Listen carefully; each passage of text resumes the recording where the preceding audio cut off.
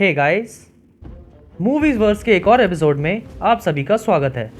आज के एपिसोड में हम रिव्यू और ब्रेकडाउन करेंगे व्हाट इफ के एपिसोड 7 का। पर उससे पहले अगर आपने अभी तक मेरे चैनल को सब्सक्राइब नहीं किया तो फटाफट से सब्सक्राइब कर दो और बेल आइकन को प्रेस कर दो ताकि हर नई वीडियो की अपडेट आपके पास पहुंच जाए। तो इसी के साथ पार्टी ओवर होने के बाद चलिए शुरू करते हैं।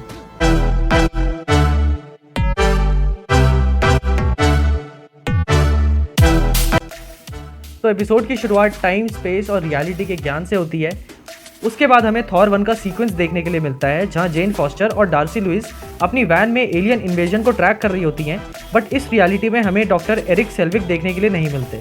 देन थॉर की एंट्री होती है जहां वो बाइफ्रॉस्ट से अर्थ पर तो आता है बट वो न्यू मैक्सिको जाने की जगह लास वेगस जाता है एंड वहाँ पार्टी करना स्टार्ट कर देता है। एंड फिर वॉचर हमें इस रियलिटी का नेक्सस इवेंट बताता है कि ओडिन ने बेबी लोकी को जब देखा था तो उसने उसको अडॉप्ट करने की जगह उसके असली पेरेंट्स यानी फ्रॉस्ट जाइंट्स को दे दिया एंड इस रियलिटी में थॉर ही ओडिन का अकेला बेटा है।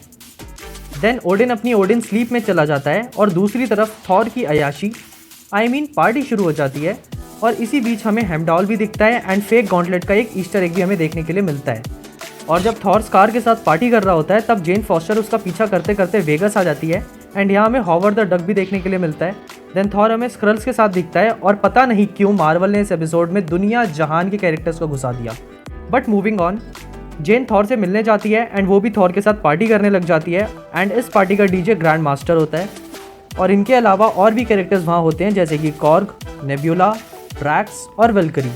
देन नेक्स्ट सीन में हॉवर्ड द डक और डार्सी लुइस शादी कर लेते हैं और अगले दिन वो सब हमें हैंगओवर के लॉन्डो की तरह काफ़ी गहरे हैंगओवर में दिखते हैं और वहाँ बाथटब में रॉकेट रकून पड़ा हुआ दिखता है जो बहुत ज़्यादा मस्त लग रहा था। उसके बाद वहाँ पर शील्ड के लोग आ जाते हैं और मारिया हिल जेन को बताती है कि जब निक फ्यूरी थॉर को वॉर्न करने उसकी पार्टी में गए थे तो वहाँ कॉर्ग ने बॉल कैनन्स के चक्कर में फ्यूरी का कैनन बना दिया, मतलब उन्हें ठोक दिया, जिस वजह से वो अभी तक अनकॉन्शियस हैं। फिर जेन और डार्सी शील्ड के हेडक्वार्टर्स में होते हैं जहाँ फिल कुल्सन उन लोगों को बताता है कि ये पार्टी कल्चर बहुत ज़्यादा स्प्रेड हो रहा है और फाइनली मारिया हिल कैप्टन मार्वल को सिग्नल भेज देती है। फिर नेक्स्ट सीन में हम थॉर को Ayesha AKA golden high priest of the sovereign, जिसको हमने गार्डियंस ऑफ द गैलेक्सी में भी देखा था, उसके साथ पार्टी करते हुए देखते हैं एफिल टावर के सामने एंड वहाँ एंट्री होती है लोकी लॉफेसन की। और लॉफेसन मतलब लिटरली लॉफेसन। यहाँ हमें फ्रॉस्ट जाइंट लोकी देखने को मिला जो अपने आप को थॉर का ब्रदर फ्रॉम अनदर मदर बोलता है, जस्ट इसलिए क्योंकि इस टाइमलाइन में ओडिन ने कोई सस्ती मस्ती नहीं करी फ्रॉस्ट जाइंट्स के वर्ल्ड में जाके एंड उनसे अच्छे रिलेशंस बनाकर रखे थे। फिर वहाँ कैप्टन मार्वल आ जाती है एंड फाइनली हमको थॉर वर्सेस कैप्टन मार्वल की फाइट देखने के लिए मिलती है, जिसमें मुझे सबसे मस्त मतलब ज़बरदस्त सीन लगा जब कैप्टन मार्वल के सर पर म्योलनायर पड़ता है। मतलब एंड गेम में तो वो बच गई बट यहाँ नहीं बच पाई। फिर वो एक दूसरे को मारते मारते कभी पेरिस से वेगस, वेगस से इटली जाते रहते हैं, अलग अलग जगह पर जाकर लड़ते हैं एंड यहाँ पर हमें एक सीन देखने के लिए मिलता है जब कैप्टन मार्वल थॉर की पावर को एब्जॉर्ब करके उसे कॉस्मिक एनर्जी में रिलीज करती है। मतलब कॉमिक्स में तो ये उसकी मेन पावर्स में से एक पावर है बट मूवीज में हमें ये उतना नहीं दिखाया, बट इस एपिसोड में ये ऐसा करती है और बेचारे थॉर को फिर से फेंक देती है। अभी दोनों लड़ते लड़ते फिर से पार्टी में पहुंच जाते हैं जहां थॉर कैप्टन मार्वल के ऊपर उसका म्योलनायर रख देता है, बट देखने से तो ऐसा नहीं लग रहा कि एन्चेंटमेंट वाला म्योलनायर है क्योंकि उस पर कुछ कुछ लिखा रहता है, बट अगर हम इसको ध्यान से देखें तो यहाँ पर हमें कुछ भी लिखा हुआ नहीं दिख रहा। प्लस जब इस रियलिटी में लोकी एसगार्ड में है ही नहीं तो ओडिन ने एन्चेंटमेंट भी नहीं किया होगा और इसका मतलब ये है कि इस रियलिटी में म्योलनायर को कोई भी उठा सकता है बट कैप्टन मार्वल नहीं उठा पाती और सब वहाँ पर उसे पार्टी पूपर के नाम से चिढ़ाने लग जाते हैं।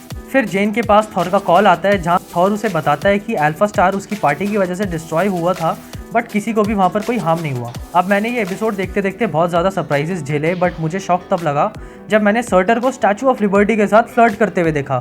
मतलब क्या छोड़ा क्या मार्वल ने और कुछ दिखाने के लिए इस एपिसोड में। खैर आगे जेन अपना सारा विज्ञान लगाकर हेमडॉल को कॉल करती है और फ्रिगा से जाके कंप्लेंट कर देती है कि कैसे थॉर अपनी पार्टी की वजह से अर्थ की बैंड बजा रहा है। देन थॉर और कैप्टन मार्वल लड़ रहे होते हैं जहाँ पर शील्ड थॉर के ऊपर फायर करने ही वाले होते हैं, बट उससे पहले वहाँ फ्रिगा वर्चुअली आ जाती है और थॉर को वॉर्न करती है और वो हर बच्चे की तरह उसको टरका देता है कि वो अर्थ पर अपने ग्रुप के साथ स्टडी कर रहा है। देन थॉर अपने सारे पार्टी फ्रेंड्स को बोलता है कि उन्हें वो सारा मेस क्लीन करना पड़ेगा जो उन्होंने अर्थ पर फैलाया है क्योंकि उसकी मदर अर्थ पर आ रही है, बट सब उसे मना कर देते हैं और नेबुला बोलती है कि उसके डैड उसे बुला रहे हैं और वो वहाँ से जाने लग जाते हैं। तब थॉर अपने फुल गॉड ऑफ थंडर वाले अवतार में आता है एंड उन सबको बोलता है कि उन सबको उसकी हेल्प करनी पड़ेगी एंड फाइनली फ्रिगा के आने से पहले वो सब लोग वहाँ से सब कुछ क्लियर कर देते हैं एंड अच्छे बच्चों की तरह पढ़ाई कर रहे होते हैं। बट यहाँ थॉर की फिर से बैंड बज जाती है जब वो अपने म्योलनायर को कॉल करता है एंड पार्टी का असली हैंगओवर तो उस पर होता है। और ये देखकर फ्रेगा समझ जाती है कि अर्थ पर क्या चल रहा था। फिर लास्ट में थॉर जेन को डेट के लिए पूछ लेता है एंड यहाँ पर एपिसोड को ख़त्म हो जाना था, बट आप भूल गए कि ये व्हाट इफ है और यहाँ हैप्पी एंडिंग्स नहीं होती। And as a post credit scene हमें यहाँ पर अल्ट्रॉन अपनी आर्मी के साथ दिखता है, जो एक पोर्टल से थॉर की तरफ आ रहा होता है। और इस एपिसोड में उसने विजन की बॉडी को भी टेक ओवर कर लिया होता है और प्लस उसके पास सारे के सारे इन्फिनिटी स्टोन्स भी होते हैं। और जब ये अपना हेलमेट खोलता है तो एक काइंड ऑफ गैलेक्टस जैसा लग रहा होता है एंड यहीं पर एपिसोड खत्म हो जाता है। तो अब अगर रिव्यू की बात करें तो ये एपिसोड अभी तक के सभी एपिसोड्स में से सबसे ज़्यादा लाइट और ब्राइट था एंड इस एपिसोड की जो फील थी वो काफ़ी अच्छी और कलरफुल लगी बाकी एपिसोड से। एंड ओडिन के नेक्सस इवेंट से इतना ज़्यादा कुछ फ़र्क तो नहीं पड़ा, अगर फ़र्क पड़ा है तो थॉर के कैरेक्टर को पड़ा है। जहां हमने एक साइड बैटल करते हुए थॉर को देखा था एमसीयू में, वहीं दूसरी तरफ व्हाट इफ में थॉर साउथ दिल्ली का स्टड लौंडा बना हुआ है। बट सोचने वाली बात यह है कि अल्ट्रा विजन के पास भी सारे इन्फिनिटी स्टोन्स हैं और ज़ॉम्बी थैनोस के पास भी सारे इन्फिनिटी स्टोन्स हैं, तो आखिर व्हाट इफ सीरीज़ का मेन विलन होगा कौन? तो प्रोबेबली अब मुझे ये लगता है कि अल्ट्रा विजन के चांसेस ज़्यादा हैं, क्योंकि as per comics zombie Thanos zombie वाली टाइमलाइन का विलन होगा, बट अल्ट्रा विजन को मेन विलन बनाकर व्हाट इफ के फाइनल एपिसोड में लाया जाएगा। तो बस यार आज के लिए इतना ही। आई होप आज की वीडियो आपको पसंद आई होगी। एपिसोड 7 आपको कैसा लगा कमेंट्स में बताओ एंड इस वीडियो को लेकर आपके जो भी थॉट्स हैं वो मुझसे कमेंट्स में शेयर करो। एंड अगर आपको कोई और ईस्टर एग पता है इस एपिसोड में से तो वो भी मुझसे कमेंट बॉक्स में शेयर करो। वीडियो अच्छी लगी हो तो वीडियो को लाइक करो, चैनल को सब्सक्राइब करो और वीडियो को शेयर करो अपने बाकी सभी मार्वल फैंस के साथ। और अगर मुझसे कुछ बात करनी हो तो मैं आपको इंस्टाग्राम पर भी मिल जाऊंगा, आप मुझे वहाँ पर भी फॉलो कर सकते हैं, लिंक आपको नीचे डिस्क्रिप्शन में मिल जाएगा। So with that let's end the video, see you soon, take care and good bye.